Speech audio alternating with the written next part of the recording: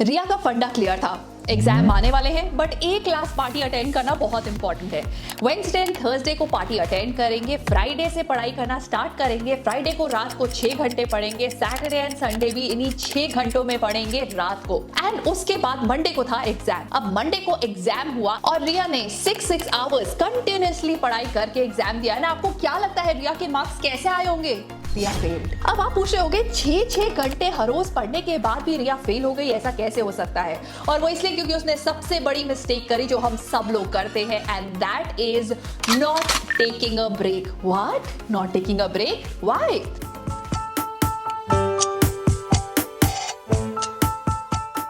Let's understand. एक ये graph बनाते हैं। ग्राफ के अंदर एक्स एक्सिस पे लेंगे हम टाइम और वाई एक्सिस पे होगा हमारा एफिशिएंसी। जितना ज्यादा time does not means equal amount of efficiency. Michigan university के अंदर रिसर्च की गई जिसके अंदर स्टूडेंट्स को वॉच दी गई और वॉच देने के बाद उन्हें ये कहा गया कि जिस टाइम पे उनके माइंड में डिप आएगा, मतलब जब उनकी ग्रास्पिंग पावर कम होने लगेगी, उस टाइम पे वो वॉच को, स्टॉप वॉच को बंद कर देंगे और अपने स्टडी सेशन को स्टार्ट करते ही स्टॉप वॉच को ऑन कर देंगे। ऐसा किया गया ऑन 1000 स्टूडेंट्स और एक एवरेज जो निकल के आया वो था फॉर 20 मिनट्स। यस, तो एक एवरेज स्टूडेंट का ग्रास्पिंग पावर हाईएस्ट होता है 20 मिनट्स के लिए और उसके बाद वो धीरे धीरे फॉल करने लग जाता है। उसके बाद अगर even if you are turning the pages, आपके माइंड में कुछ नहीं जा रहा है। तो रिया के साथ एग्जैक्टली यही हुआ। उसने 6 आवर्स इकट्ठे बैठ के पढ़ाई करने का सोचा तो सही, पर 20 मिनट्स के लिए उसकी एफिशिएंसी हाई थी और उसके बाद वो एफिशिएंसी लो होती होती होती होती बहुत लो गई। तो अब एक बात बताओ, आप एक चीज को इमेजिन करो जिसको आप एब्सोल्युटली हेट करते हो, क्या आप उसे बार बार करना चाहोगे? नहीं। तो एग्जैक्टली यही चीज हो रही थी रिया के साथ, क्योंकि जब 20 मिनट्स के लिए उसने पढ़ाई करी तो उसकी एफिशिएंसी हाई थी और उसे लगा था कि वो मैथ्स को कर सकती है। एंड उसके बाद जब आफ्टर हाफ एन आवर उसको ऐसे लगा ये मैं क्या कर रही हूं, I am feeling so frustrated, I really don't want to do this, this is so difficult.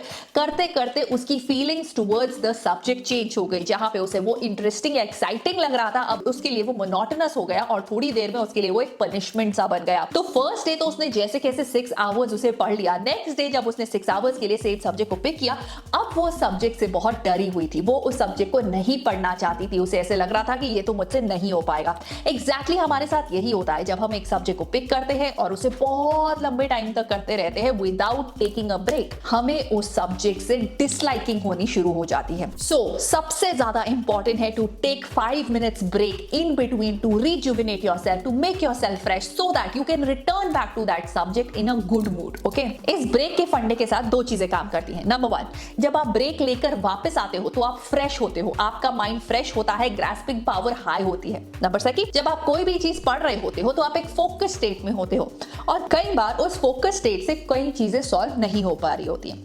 Then you need to go to the diffuse state. Diffuse state एक ऐसी स्टेट है जब आपका माइंड कॉन्शियसली उस चीज के बारे में नहीं सोच रहा है, बट अनकॉन्शियसली आप उसी चीज के बारे में सोच रहे हो। सो आपको वो डिफ्यूज मोड मिल जाता है जो आपको हेल्प करता है आंसर्स को फाइंड करने में, right? So first and the foremost important trick, अगर आप पढ़ाई करना चाहते हैं in the efficient way possible, तो हमेशा ब्रेक लीजिए बिटवीन योर स्टडी सेशंस। अपने स्टडी सेशंस को छोटा रखिए, इसके अंदर आप टाइम वेस्ट नहीं कर रहे हैं, इसके अंदर आप टाइम का बेस्ट यूटिलाइजेशन कर रहे हैं, right? Another very very important point, अगर आप चीजों को अच्छे से ग्रास्प करना चाहते हो, आप नहीं चाहते कि जो भी आपने पढ़ाई करा है वो आप भूल जाओ, तो another second most important funda is, let me tell you the funda after you understand this story. Okay, तो एक क्लास थी, क्लास के अंदर 2 ग्रुप थे। पहले ग्रुप को एक सेट ऑफ वर्ड्स दिए गए और बोला कि इसको याद करना है, and the words were YTRHAUSTDPAYH। Okay, और उन्होंने बोला गया इसको याद करना है। सेकंड ग्रुप को एग्जैक्टली यही वर्ड्स दिए गए। ओके, नाउ सेकंड ग्रुप ने सारे अल्फाबेट्स याद कर लिए, whereas the first group could only learn 5 alphabets। आपको पता है सेकंड ग्रुप ने ऐसा क्या किया था? सेकंड ग्रुप ने बनाए थे notes. Okay, now second most important thing जो आपको करनी है इज टू मेक नोट्स। अगर आप अपनी पढ़ाई को एफिशिएंट वे में करना चाहते हैं तो नोट्स मेकिंग बहुत ज्यादा एफिशिएंट टेक्निक है। इंपॉर्टेंट चीजें हमारे सामने आती है और हमारे दिमाग से ऐसे निकल जाती हैं अगर हम उन्हें नोट्स के थ्रू अपने पास प्रिजर्व नहीं कर लेते। नाउ नोट्स बनाने का तरीका बहुत सिंपल है। It has to be a 3 step process. Number 1 step is, जब आपको क्लास में पढ़ाया जा रहा होता है उस टाइम पे कीवर्ड्स लिख के क्विकली अपनी सारे इंपॉर्टेंट चीजों को लिख लिया जाए। नाउ क्लास फिनिश होते ही अपने नोट्स को एक्सपैंड करें। Okay, give yourself 5 to 10 minutes and expand your notes. Step number 3 is go back home, search from different sources and connect the dots. अगर आप ऐसे करके पढ़ाई करते हैं then you save a lot of time and आपके जब exams पास आने वाले होंगे तो आपको दिक्कत नहीं होगी because everything is ready on the paper and in your mind, क्योंकि आपने 3 बार उस चीज को पढ़ लिया है. You will be thorough with the subject. Number 3, जब भी आप पढ़ाई करने लगेंगे एग्जाम के लिए तो एक चीज बहुत इंपॉर्टेंट है, वो ये जानना कि आप नई चीज को कैसे ग्रास्प करेंगे. ओके, अगर आपने एक सब्जेक्ट के अंदर एक टॉपिक को अभी तक नहीं पढ़ा है तो अब आप उसे लास्ट मोमेंट पे कैसे ग्रास्प करेंगे. फंडा बहुत ही सिंपल है. The point is to relate it to something that you already know. Imagine करके देखिए कि हमारे माइंड के अंदर डिफरेंट फाइल्स आ रही हैं. ओके, एक है ज्योग्राफी की फाइल, ज्योग्राफी के अंदर भी देयर आर डिफरेंट टॉपिक्स की फाइल. तो एक नई फाइल को बनाना इज डिफिकल्ट, वेयर एज जो एग्जिस्टिंग फाइल है उन्हीं को अपडेट करना इज आसान. मतलब अगर मैं आपको कोई ऐसी इंफॉर्मेशन दूं जिसके बारे में आप ऑलरेडी जानते हो, अगर मैं आपको कोई नई इंफॉर्मेशन दूं कोविड-19 के बारे में, तो शायद आपको वो ग्रास्प करना आसान होगा as compare to a new virus जिसके बारे में मैं आपको बता रही हूँ, क्योंकि आपके लिए वो एब्सोल्युटली अब्सर्ड. अभी आपने उसके बारे में कुछ नहीं जाना है, आपको कुछ नहीं पता है. Whereas here you have a background about it and इसके बारे में अगर मैं कुछ भी नया दूंगी तो आप उसे रिलेट कर पाएंगे, राइट? तो हमेशा ट्राई करिए जो भी आप नया पढ़ते हैं कि आपको ऑलरेडी क्या पता है और नया क्या आप जान रहे हैं उसको आप कैसे कनेक्ट कर रहे हैं. द बेटर द कनेक्शन उतना लंबा आप उसे याद रख पाएंगे. Moving on to the next step and that is this 5 step process जिससे कि आप कोई भी इंफॉर्मेशन को बहुत अच्छे तरीके से याद कर पाएंगे. तो एक बात बताइए, जब हम आपको कोई भी चीज देंगे याद करने के लिए आपके लिए वो बहुत मुश्किल होगी. फर्स्ट स्टेप के लिए आपको ऐसा लग रहा होगा कि ये क्या इंफॉर्मेशन है. नाउ अब हम इनको इन 5 स्टेप्स के अराउंड अगर लेकर जाएं तो ये इंफॉर्मेशन आपके लिए इंगेजिंग भी हो जाएगी, इंटरेस्टिंग भी हो जाएगी और आपको याद भी हो जाएगी, राइट? तो क्या है ये 5 स्टेप फॉर्मूला, देखते हैं. Number 1 is engage. कोई भी नई इंफॉर्मेशन जब आप पढ़ रहे हैं तो उसके साथ आपको एंगेज करना होगा अपने आप को.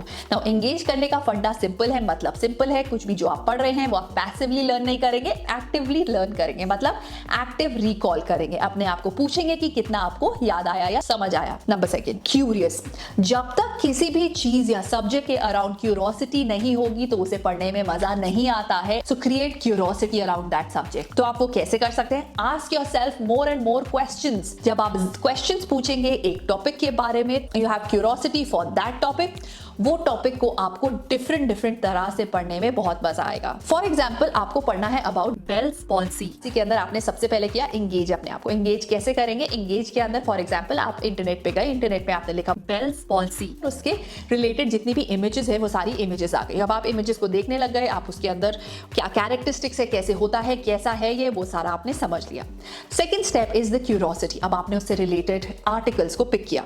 आर्टिकल्स को पिक करने के बाद जब आप उसे सर्च कर रहे थे तो आपने देखा कि उसके अंदर Angelina Jolie has the same problem.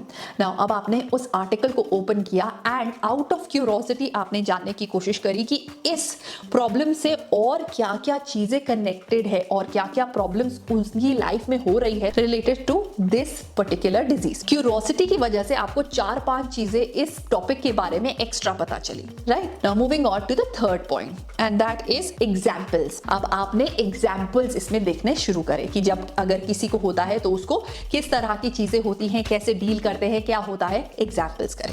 अब we move on to the fourth part of it and that is the structure. जब आप मूव कर रहे हो उससे पहले आपको अपने लिए स्ट्रक्चर बनाना बहुत इंपॉर्टेंट है. एंड स्ट्रक्चर मतलब कि इस टॉपिक के अंदर मैं डेफिनेशन लर्न करूंगी, मैं उसके मीनिंग को लर्न करूंगी, मैं उसके एग्जाम्पल्स को लर्न करूंगी, मैं उससे रिलेटेड कैरेक्टरिस्टिक्स को लर्न करूंगी, एटसेट्रा एटसेट्रा. तो दिस इज अ स्ट्रक्चर. आप एक ब्रॉड स्ट्रक्चर बना के और फिर उसमें इंफॉर्मेशन डालेंगे. Once you have done that, now is the last step and that is to quiz yourself. जब आप इससे रिलेटेड अपने लिए क्विज बनाएंगे एंड अपने आप को क्विज करेंगे, देन आप देखेंगे जितनी इंफॉर्मेशन आपने पढ़ी है वो आपको एब्सोल्युटली क्लियर हो जाएगी, right? So this is a 5 step very powerful formula जो आपको हेल्प करेगा किसी भी टॉपिक को इन डेप्थ पढ़ने में, उसकी इंफॉर्मेशन को ग्रास्प करने में and also to learn everything that you have just read. Alright, now number 4 point is create an environment. Environment बहुत इंपॉर्टेंट रोल प्ले करता है आपकी पढ़ाई के अंदर. तो अगर आप सबसे बड़ी गलती ये कर रहे हैं कि आप पढ़ रहे हैं अपने बेड पे, या पढ़ रहे हैं डाइनिंग टेबल पे, या पढ़ रहे हैं कोई ऐसी जगह पे जहाँ पे सबसे ज्यादा noisy part of the house है, या पढ़ रहे हैं ऐसी जगह पे जहाँ पे आपके पास क्यूज है, environmental cues like TV, like internet, like phone, सब आपके आसपास अवेलेबल है. सो ये सारे क्यूज आपको डिस्ट्रैक्ट करेंगे and you won't be able to study properly for a longer period of time. तो अगर आप इन सब डिस्ट्रैक्शन से हटना चाहते हैं, सो इट इज़ इम्पॉर्टेंट कि आप अपनी स्टडी स्पेस इस तरह से चूज करें जहाँ पे ये सारी डिस्ट्रैक्शंस ना हो. Alright, choose your study space wisely so that you can study in a better way.